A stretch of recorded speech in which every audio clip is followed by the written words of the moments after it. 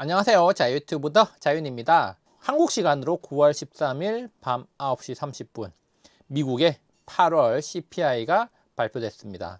월가에서는 인플레이션이 상당히 떨어질 걸로 예상했고 많은 시장 참여자들이 그런 기대 속에서 증시 상승에 베팅을 했습니다. 그렇지만 실제로는 생각보다 인플레이션이 많이 떨어지지 않았고 월가 컨센수치보다 높은 CPI가 나오면서 쇼크를 받았습니다. 그러면서 금리 인상 1% 가능성이 대두되고 있는데요. 그렇다면 우리가 지금 현재 관점에서 어떤 점에 주목을 해야 될지 여기에 대해서 한번 생각을 해 봐야겠습니다. 자, 8월 CPI 수치, 시장 예상치를 상회하는 쇼크가 나왔습니다. 특히 근원 물가 같은 경우 예상은 0.3% 상승이었지만 실제로는 0.6%나 상승한 걸 넣으면서 2배나 높은 상승률을 기록했는데요. 그러면서 충격은 더욱 컸습니다. 물론 6월 달에 정점을 찍었고 7월 달에 하락했고 8월 달에 더 많이 하락했네 이렇게 볼 수가 있지만 시장의 예측치보다는 높았다는 거고, 그리고 근원 물가는 오히려 더 높이 상승했다는 점이 시장의 충격으로 다가왔는데요. 물가가 많이 낮아졌을 거라는 기대감에 시장이 많이 올랐습니다. 그렇지만 그런 시장의 기대에 찬물을 끼얹었고 증시는 충격을 받았습니다. 자, 그래서 9월 13일 하루 동안 마이너스 5.16%를 기록을 했습니다. 나스닥 지수가 하루 만에 무려 마이너스 5%나 빠진 거 정말 올해 처음 있는 일이었고요. 특히 지난 6월에 인플레이션 쇼크가 정점에 이르렀을 때보다 더 많이 빠졌습니다. 그렇다면 이 정도 수치가 얼마 만에 이렇게 빠진 거냐? 2020년 3월 팬데믹 이후에 2년 6개월 만에 최대 낙폭을 기록했다는 겁니다. 정말 충격적이지 않습니까? 저도 미국장을 보면서 설마 이 정도까지 빠지겠나? 한 3% 정도에서 멈추겠지 하고 잠을 잤는데 아침에 일어나서 보니까 경악을 금치 못했습니다. 정말 많이 빠졌는데요. 2년 6개월 만에 최대 낙폭을 기록한 걸 보면 그만큼 충격적이었다 이렇게 볼 수가 있겠습니다. 자, 그래서 증시는 이렇게 충격을 받았는데 더욱더 이렇게 낙폭을 키운 이유가 뭘까 한번 생각해 보면은 바로 금리 인상 1% 가능성이 대두됐기 때문입니다. 자, 그동안 1% 금리 인상은 선택지에 없었습니다. 여기 보시면은 9월 12일에도 1% 가능성은 0%였고, 그리고 일주일 전에도 1% 인상 가능성은 0%였고, 한 달 전에도 1% 인상 가능성은 0%였습니다. 그런데 CPI가 발표되자마자 1% 가능성이 무려 34%까지 증가를 했다는 겁니다. 원래는 선택지에 없던 게 생겨나자마자 34%를 기록하니까 증시가 굉장히 충격을 받을 수밖에 없었다는 거죠. 자, 그리고 그동안 선택지에 있던 0.5% 인상 가능성은 제로가 됐고요. 자, 그리고 0.75% 인상은 지금 66%의 가능성을 나타나고 있습니다. 물론 0.75%가 그동안 시장의 컨센이었고 여전히 높은 수치를 기록하고 있지만, 자, 시장이 충격을 받은 것은 생각보다 많이 떨어지지 않은 CPI, 2배나 높은 근원 물가 상승률, 갑작스럽게 등장한 1% 상승 가능성 이런 것들이 복합적으로 어우러지면서 나스닥 마이너스 5%를 기록한 것이죠. 여기서 우리가 이제 주목할 점은 바로 1% 상승 가능성입니다. 1% 상승 가능성이 34%가 됐는데 과연 진짜 패드가 1%를 인상할 거냐? 우리가 이제 그걸 봐야 되는데, 정말 미국이 1%를 인상한다는 것은 굉장한 쇼크로 받아들여질 수가 있기 때문에 이미 증시는 그런 것들을 어느 정도 반영을 하고 있다 이렇게 볼 수가 있겠는데요. 그런데 우리가 한번 생각해 보면은 이제 증시가 굉장히 크게 하락을 했다는 거죠. 그래서 저는 이제 이렇게 제목을 정했던 겁니다. 매도 미리 맞는 게 낫다. 자, 언젠가는 받아들여야 할 충격을 우리가 9월 13일 날 받아들인 게 아닌가, 저는 이렇게 생각하고 있습니다. 언젠가는 받아들여야 했어요. 그게 9월 13일이었든 아니면 9월 21일이 되었든 받아들여야 하는 과정이었습니다. 자, 그래서 만약입니다. 이미 지나갔기 때문에 이것은 이제 일어날 수 없지만, 만약에 CPI가 낮게 나왔다면은 아마도 증시는 상승 랠리를 펼쳤을 가능성이 높죠. 자, 물론 저도 이제 이런 가능성을 생각을 하고 있었고 많은 시장 참여자들이 이렇게 생각을 했습니다. 자, 그렇지만 이제 현실은 그렇게 되지 않은 거고요. 자, 그래서 만약에 CPI가 낮았다면 증시가 상승 랠리를 펼쳤을 건데, 그런데 우리가 지금까지 패드의 행보, 그리고 잭슨 홀에서의 파월의 언급, 그런 것들을 생각해 볼 때 패드는 증시 상승 랠리를 바라지 않는다는 걸 우리는 자주 확인을 했습니다. 자, 그리고 증시 상승 랠리는 인플레이션 완화에 도움이 되지 않는다는 인식이 있다는 것도 우리가 확인을 했어요. 제가 이제 영상을 통해서 몇 차례 소개를 해드렸는데요. 그래서 이런 이야기를 했죠. 자, 미니애폴리스 연준 총재인 닐 캐시캐리는 잭슨홀 미팅 이후에 증시가 그때도 충격을 받았습니다. 자, 그리고 나서 이런 이야기를 했습니다. 공식적으로 한 거예요. 시장의 하락을 보니 행복하다.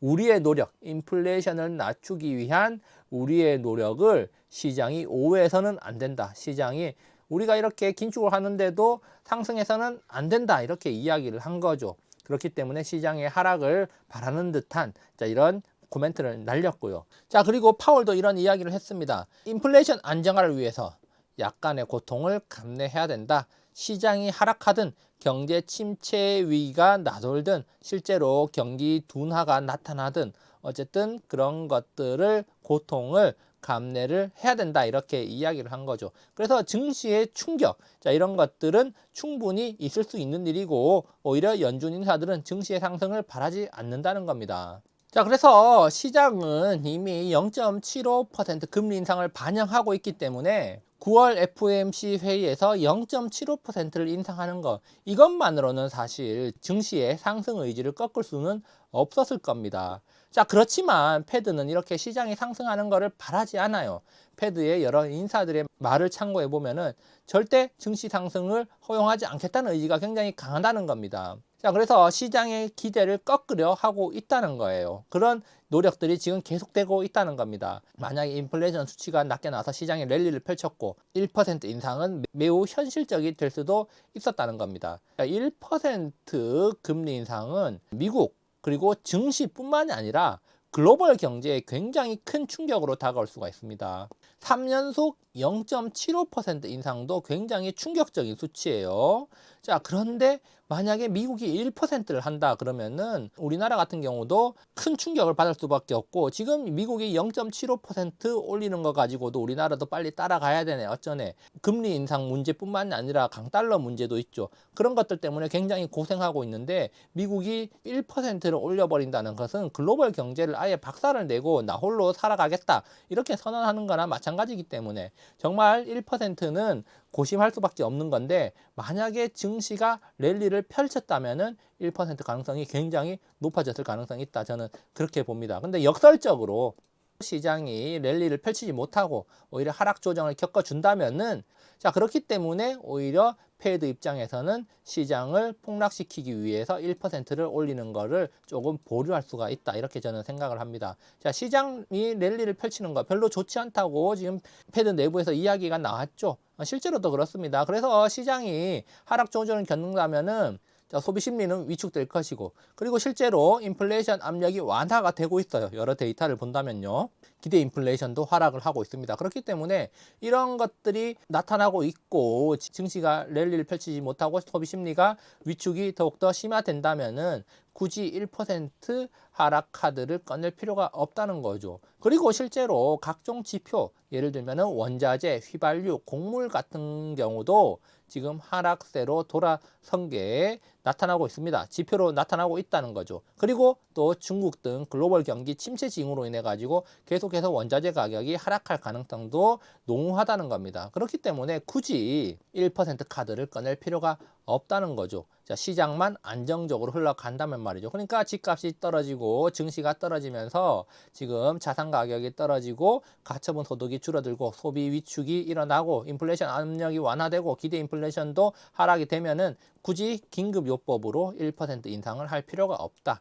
자, 그리고 9월 FOMC에서 0.75%를 인상하고 나서 경제 데이터를 면밀히 지켜보면서 언제든지 강한 긴축을 할 준비가 되어 있다, 이런 식으로 매파적 멘트를 한다면은 시장이 좀 안정적으로 갈 수도 있지 않을까, 이렇게 한번 생각을 하고 있습니다. 자, 역설적으로 우리가 좀 그렇게 생각을 해볼 수가 있다는 거죠. 그래서 1% 가능성이 이렇게 이제 대두를 하고 있지만 저의 개인적인 생각으로는 아마도 찻잔 속에 태풍에 그칠 가능성이 높지 않을까. 오히려 이제 패드에서 이런 시장의 반응을 보고 0.75%를 인상해도 되겠다라고 판단을 하면서 매파적 멘트를 날리면서 시장을 좀 더 안정적으로 끌고 가지 않을까 이런 생각을 해봅니다. 굳이 1%를 인상을 해가지고 긁어 부스럼을 만들 필요는 없다, 이렇게 저는 이제 생각을 하고 있습니다. 그래서 왼쪽 뺨 맞았다고 해서 굳이 오른쪽까지는 때리지 않고 상황 지켜보면서 나 언제든지 때릴 준비 되어 있어 라고 하면서 겁만 주는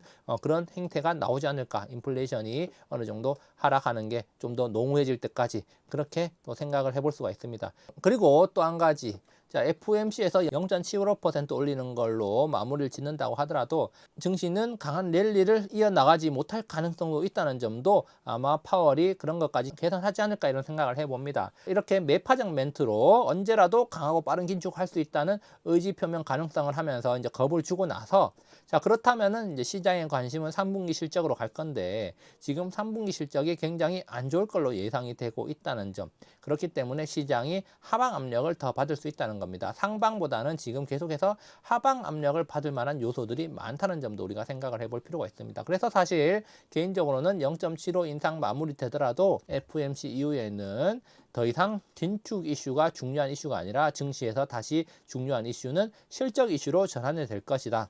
자, 그래서 UBS에서는 이런 전망을 내놓기도 했습니다. 3분기 기업 실적은 좋지 않을 것이며 3,900은 무너질 것이다. 자, 3,900이 지금 이제 지지를 받고 있는데 무너질 거다 이런 거예요.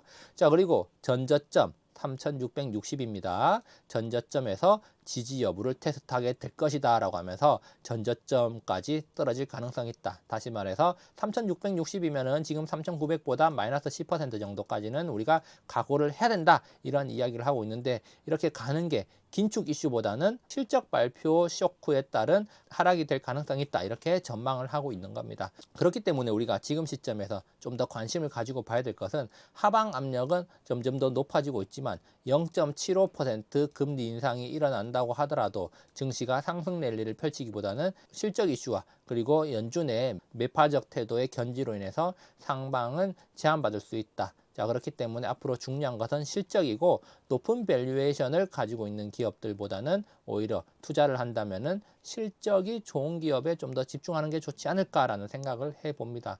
물론 이제 하방 압력을 계속 받을 가능성이 있기 때문에 리스크 관리를 잘 하면서 우리가 투자 시장에서 꿋꿋하게 살아남아야겠습니다. 자, 여기까지 영상 감상해 주셔서 감사하고요. 항상 즐거운 하루 보내시기 바랍니다. 감사합니다.